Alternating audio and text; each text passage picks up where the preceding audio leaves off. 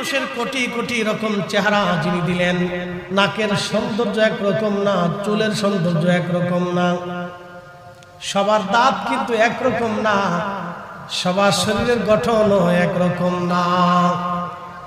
কোটি কোটি মানুষকে কোটি কোটি রকম দিয়ে যিনি তৈরি করলেন, জবান খুলে বলেন সেই মালিকের নাম কি?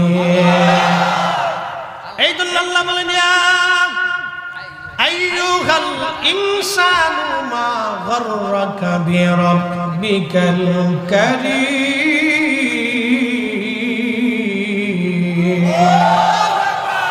তুমি রহমান, তুমি মেহেরবান, বলেন তুমি রহমান, তুমি মেহেরবান।